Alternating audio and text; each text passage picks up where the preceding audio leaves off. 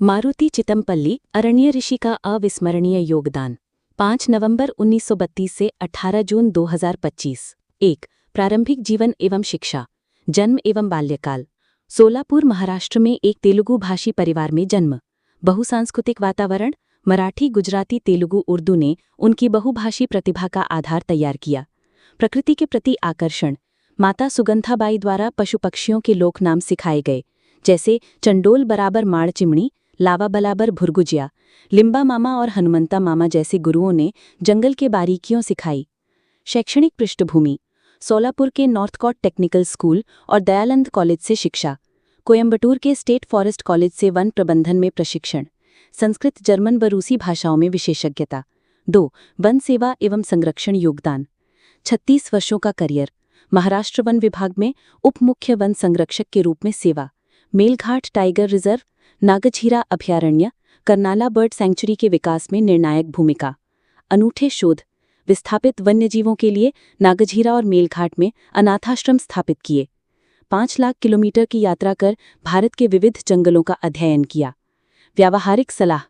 जंगल में परफ्यूम या मेकअप लगाकर ना जाने की चेतावनी दी, क्योंकि जानवर गंध से मानवीय प्रवृत्ति पहचानते हैं।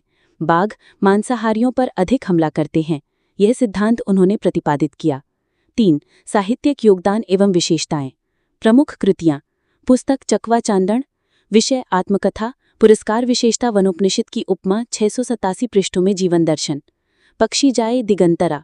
पक्षी विज्ञान, मराठी विज्ञान साहित्य का मील का पत्थर। जंगलाचा देणं, वन्यजीवन, महाराष्ट्र राज्य पुरस्कार 1989। राणा वाटा प्रकृति निबंध, 3 पुरस्कार भैरू रतन दमाणी सहित। शैली की विशेषताएं। वैज्ञानिक ज्ञान को ललित शैली में प्रस्तुत करना।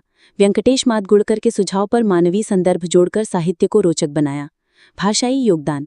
मराठी में 1 लाख नए शब्द गढ़े, जैसे पक्षी विज्ञान से जुड़े शब्द। 18 भाषाओं के ज्ञान ने आदिवासी संस्कृति के अध्ययन में मदद की। 4. व्यक्तिगत विशेषता एवं प्रभाव। सरल जीवन शैली, किताबों और जंगलों के प्रति गहरा प्रेम। प्रोविडेंट फंड से कर्ज लेकर दुर्लभ पुस्तकें खरीदी। आध्यात्मिक दृष्टिकोण। निसर्ग को चैतन्यमय मानना। 10 वर्ष की उम्र से शाकाहारी जीवन, मानते थे कि इससे जंगली जानवर कम आक्रामक होते हैं। प्रेरणा स्रोत। डॉक्टर सलीम अली, पक्षी विज्ञान, गो नी दागनेकर। लेखन और वेंकटेश माडगुड़कर, साहित्यिक मार्गदर्शन। 5. विचारधारा एवं संदेश। मनुष्य प्रकृति संबंध। जंगली जानवर बिना प्रोवोकेशन हमला नहीं करते, हमारी गंध उन्हें सतर्क करती है। संरक्षण का दर्शन। आदिवासी ज्ञान और वैज्ञानिक शोध के समन्वय पर जोर। वन्यजीव को अनाथ न समझकर उनके अधिकारों की वकालत। शैक्षणिक विरासत। नागपुर व अमरावती विश्वविद्यालयों में उनकी पुस्तकें पाठ्यक्रम का हिस्सा हैं। 6. पुरस्कार एवं सम्मान। पद्मश्री 2025। 30 अप्रैल 2025 को राष्ट्रपति द्रौपदी मुर्मू द्वारा सम्मानित। उन्होंने कहा, जंगल में बिताए दिन याद आ रहे हैं, मैंने मराठी को 1 लाख शब्द दिए। अन्य प्रमुख सम्मान। विंदा करंदीकर जीवन गौरव पुरस्कार 2017। अखिल भारतीय मराठी साहित्य सम्मेलन के अध्यक्ष 2006। महाराष्ट्र राज्य साहित्य पुरस्कार 3 बार। 7. निधन एवं विरासत। अंतिम समय 18 जून 2025 को सोलापुर में 93 वर्ष की आयु में निधन। पद्मश्री ग्रहण करने के बाद पैर में चोट और बुढ़ापे के कारण स्वास्थ्य बिगड़ा। श्रद्धांजलि। महात्मा गांधी अंतर्राष्ट्रीय हिंदी विश्वविद्यालय, वर्धा में मारुति चितमपल्ली उद्यान में श्रद्धासुमन अर्पित किए गए। डॉक्टर सुहास पुजारी ने उनके साहित्य पर PhD संशोधन का कार्य किया तथा उनके साहित्य पर राणा वनातला माणूस किताब लिखी। साहित्य व पर्यावरण जगत ने पक्षी जाए दिगंतरा कहकर विदाई दी। स्थायी प्रभाव।